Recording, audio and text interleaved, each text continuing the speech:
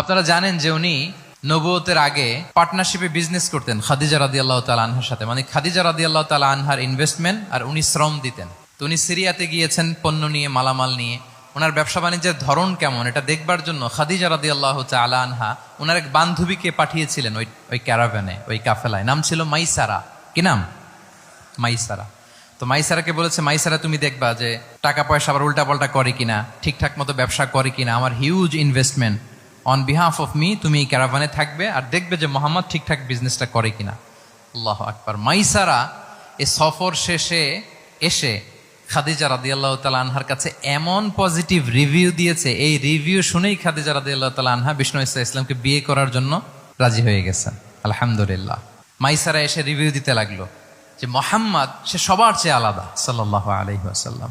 তার ওঠা বসা, তার চলন বলন, তার কথন, তার ডিলিংস, তার লেনদেন সব আলাদা, অসাধারণ তিনি। আল্লাহু আকবার, তিনি অসাধারণ।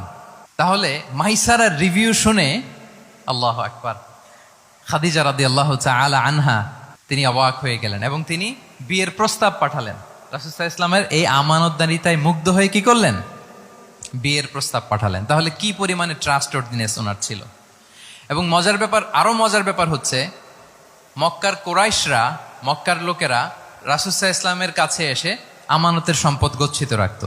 আবু জাহেলের কাছে রাখতো না, উতবা, শাইবা, ওয়ালিদ ইবনে মুগিরা কারো কাছে রাখতো না। খেয়াল করে দেখেন, দল করে আবু জাহেলের, দল করে কার, কিন্তু আমানত রাখে কার বাসায়? কি অবাক করা কাণ্ড না? কর্মী হচ্ছে আবু জাহেলের, কিন্তু আমানতের সম্পদ রাখে কার কাছে?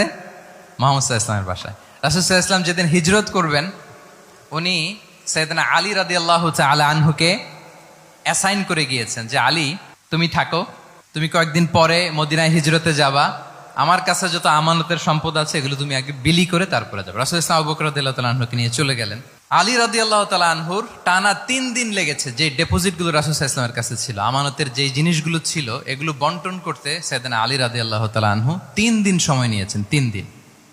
এত পরিমাণ আমানতের সম্পদ রাসূল সাল্লাল্লাহু আলাইহি ওয়াসাল্লামের কাছে ছিল। আল্লাহু আকবার। তাহলে এই আমানতদারিতা, সততা, অনেস্টি, ট্রাস্টওয়ার্দিনেস এটা অনেক জরুরি নেতৃত্বের জন্য। নেতা হতে চাইলে তাকে আমানতদার হইতে হবে। যদি একজন ট্রু লিডার কেউ হতে চায়, তার মধ্যে আমানতদারিতা চাই। কি চাই? আমানতদার। তাহলে ইন্টিগ্রিটি,